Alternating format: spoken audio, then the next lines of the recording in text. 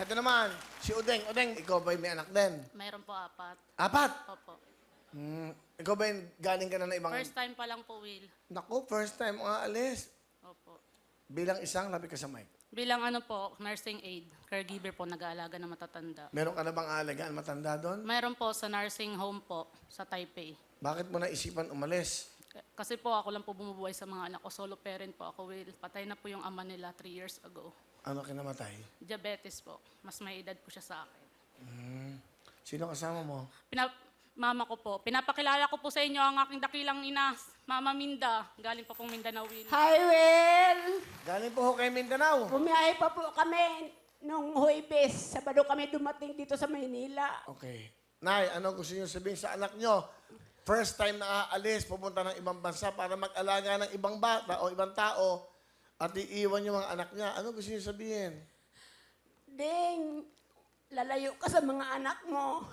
Mag-ingat ka roon. Wala kang kamag-anak. Huwag kang mag-alala yung mga anak mo. Aalagaan ko.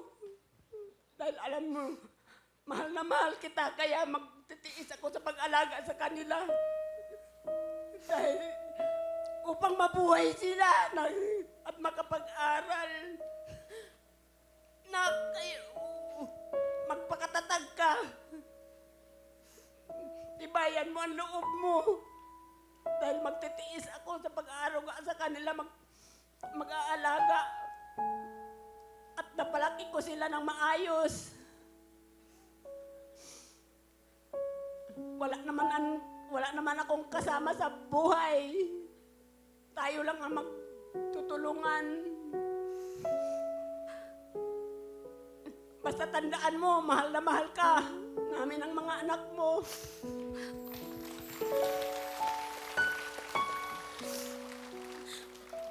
Ma, salamat sa lahat sa pag-uunawa mo sa akin at pagtsatsaga sa mga anak ko.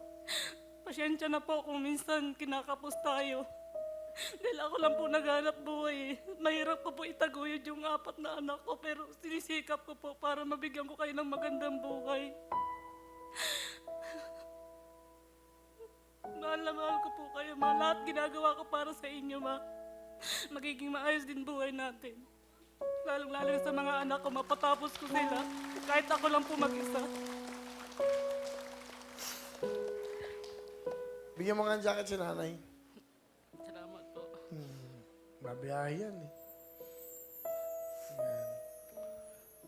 Bumiyahe kayo. Ito yung mga kasama mo. Mahal mo sa buhay. Ito, pakilala mo. Pinapakilala ko pong 4 ko pong anak. Si Kian, Vic Alper, Teo, Darren.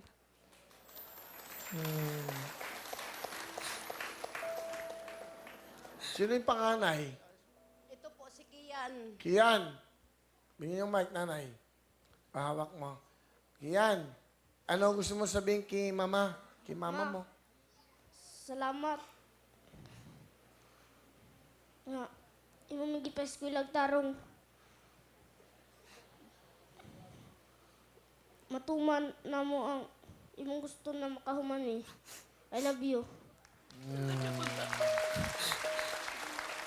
Ano sinabi niya? Sabi niya po, salamat daw po at pinagpaaral ko po sila at mag-aaral po sila ng mabuti hanggang makatapos po sila. Okay. Sino yung sumunod? Sino sumunod? Ikaw? Okay ha, alam ha. Hindi mo titigis ang jacket. Yan. Yan, suot niyo pa. Buti na pagawa tayo, no? Ako, ayusin niyo muna ibang buhay nito mga to. Ano gusto mo sabihin sa mga anak mo? Nak,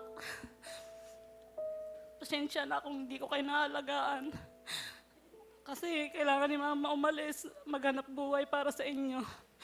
Pasensya na kung sa mga okasyon na kailangan nandun ako, hindi ko kayo nasasamahan kagaya ng mga recognition, magsabit ng medalya nyo. Masakit para sa akin kasi sa larawan ko na lang kayo nakikita.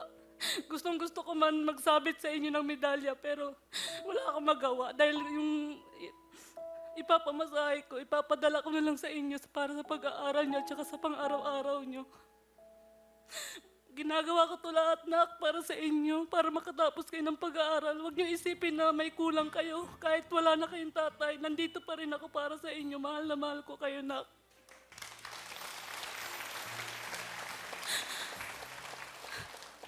Okay na? May mensahe ka ba sa tatay nila? Siyempre, importante. Para malaman ng tatay nila yung sitwasyon ng buhay mo. Wala na po. Wala na po. Sorry. Wala na po, Will. 3 years na.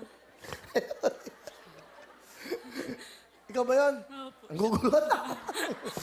Nadadala kasi ako sa emosyon ng mga buhay nyo eh. Kahirap talaga maging isang tunay na bayani, katulad po ng mga OFWs. Napakahirap. Okay?